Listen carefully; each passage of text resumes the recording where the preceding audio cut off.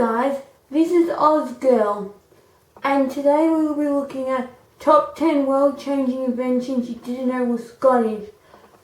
Okay, let's get right into it.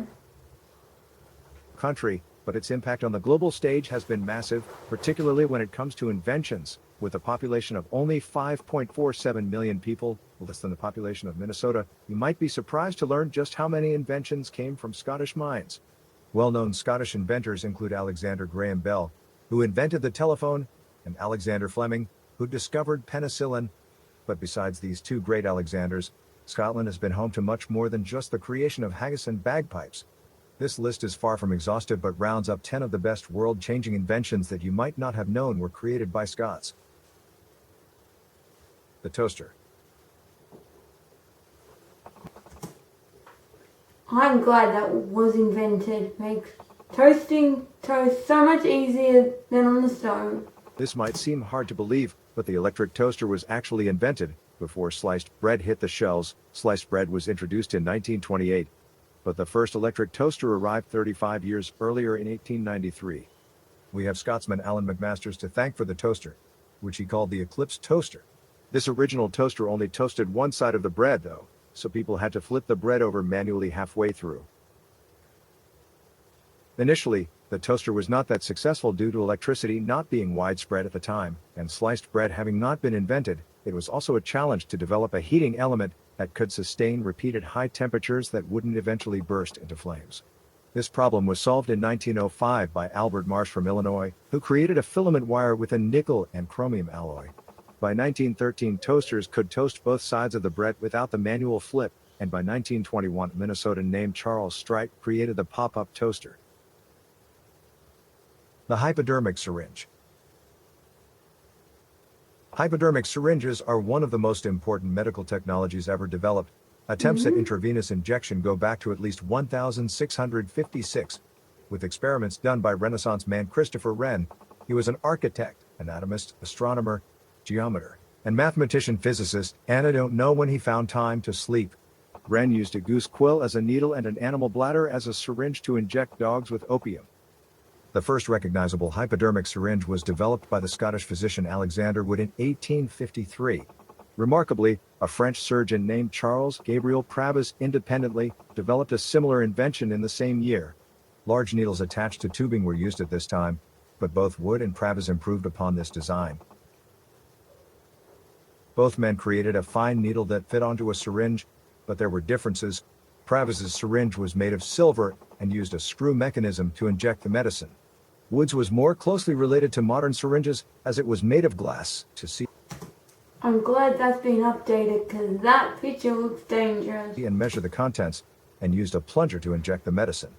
While this was a large medical step forward, many years passed before the danger of infection via needles was understood and the process of sterilization was adopted. The bicycle and the pneumatic tire. So this entry is 2 in 1, but they go together like peanut butter and jelly. The bicycle and the pneumatic tire, admittedly, that doesn't sound as catchy. The first bicycle was invented by a German, Baron Karl von Dries. It was delightfully called a dandy horse but unfortunately did not feature pedals. As a result, the rider had to push their feet on the ground in order to move them forward. The inventor of the modern pedal-driven bike was Kirkpatrick Macmillan, who from his name alone was obviously Scottish. Macmillan was fascinated by the dandy horse but wanted a better means of propulsion, so he endeavored to attach pedals to the contraption. It is thought that by 1839 he had succeeded, though whether he was the first creator or merely a copycat is unknown. Bicycle expert Alistair Dodds explains that either way, it is almost certain that the inventor was Scots.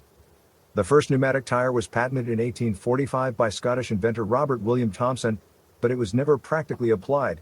That did not occur until 1888 when John Boyd Dunlop, also Scottish, realized that a pneumatic tire could make bicycle rides more comfortable.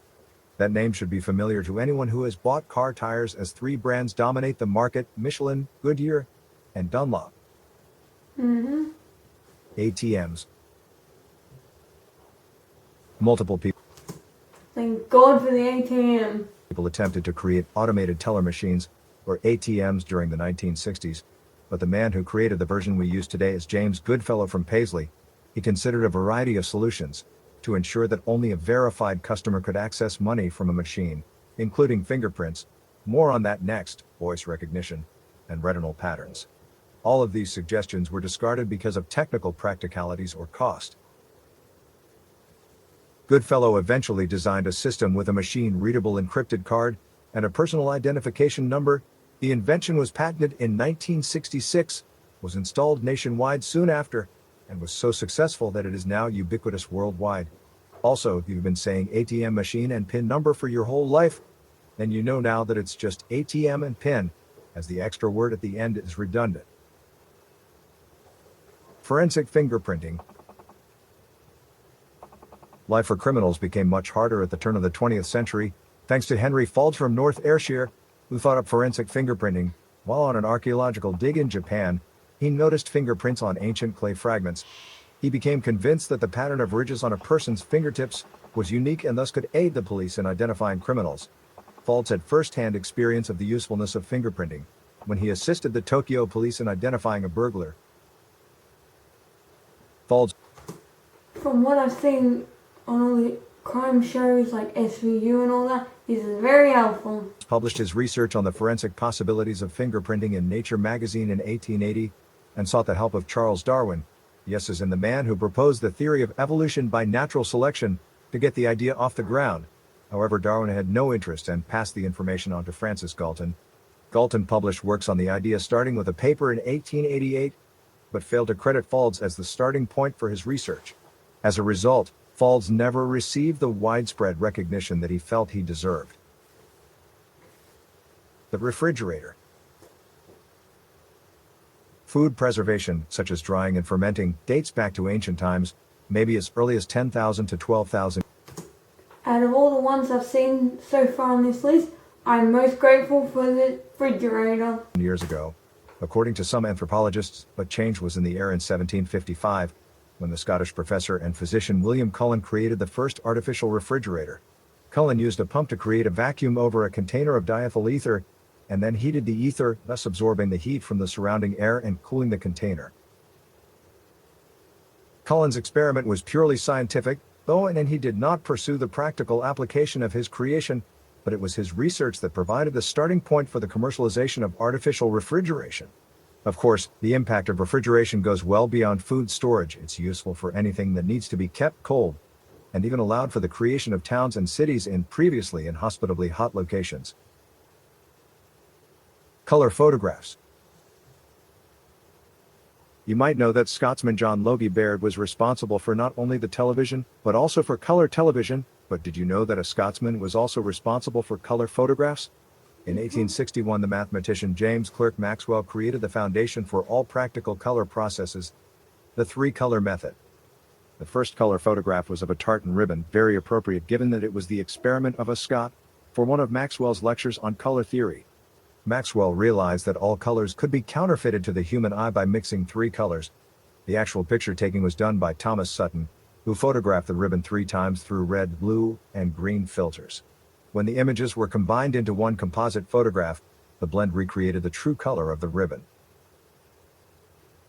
A decade earlier, the American minister Levi Hill claimed to have produced a color photograph, but it was largely fraudulent. His process, called heliochromy, had only a limited ability to reproduce color, so Hill hand-applied color to his photo. Therefore, Maxwell takes the crown. Maxwell is actually better known for his advancements in the field of physics. His research on electromagnetism was vital for the creation of technologies such as the telephone, radio, television, microwaves, and X-rays. Albert Einstein also used it when he was developing the theory of relativity. The steam engine. I love the look of old trains. The steam engine was really created by two men. The Englishman Thomas Newcomen, in 1712, created the atmospheric engine, the first practical fuel-burning engine, and the Scot James Watt, who improved the steam engine to such an extent that he is better known today as its originator. By 1765, Watt had designed an engine with a separate condenser which improved efficiency. That may not sound impressive, but by 1778, Watt's design could be applied to power machinery in mines, mills, and factories instead of relying on water power. He was an essential figure in the Industrial Revolution, and his influence is still felt today. It was Watt who popularized the term horsepower, and his contribution to the world was deemed so significant that the Watt unit of power was named after him. Okay, it may not be used in what I said, but that's what it made me think of. Modern anesthetic marvel. If you have had an operation that required a general anesthetic in the last 30 years, then Scotsman John Glenn is why you didn't feel any pain. Glenn was originally a vet, but in 1972, he joined EC Pharmaceuticals, later acquired by AstraZeneca, as a research biologist, investigating a replacement for the anesthetic thiopental. This drug was good at knocking patients out, but left them feeling sick and dizzy when they regained consciousness. In 1973, Glenn realized that propofol, a substance that was already synthesized by the company, was fast-acting but also left the system quickly. Glenn explains that during trials for the drug, they had mice walking on little rods like tightropes, and they regained their balance 3 minutes after waking up from propofol. It took 13 years to get the drug right, but it is now so widely used that the World Health Organization lists it as an essential medicine. So while not exactly the creator of the drug, his work essentially saved it from a life sitting on a dusty shelf in a storeroom somewhere, or something like that. The flushing toilet. Scotland lays claim to Very glad this one exists. not only the earliest indoor toilet, but also the invention of the flushing mechanism that is the foundation of modern sanitation. Some of the earliest known indoor toilets are found on Scotland's Orkney Islands, at the Neolithic site of Skara Brae.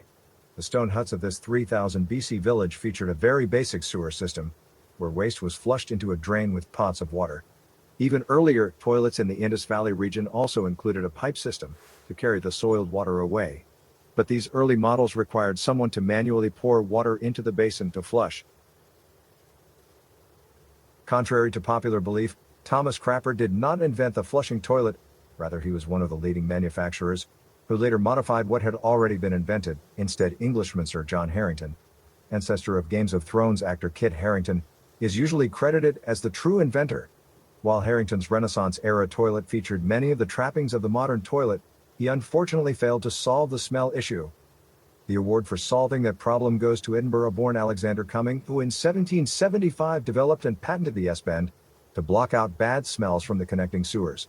He also linked the water valve to the flush mechanism, which allowed users to empty the pan and refill it with fresh water with the pull of one handle. Thank God. There you have it. Thanks so much for watching. Bye for now.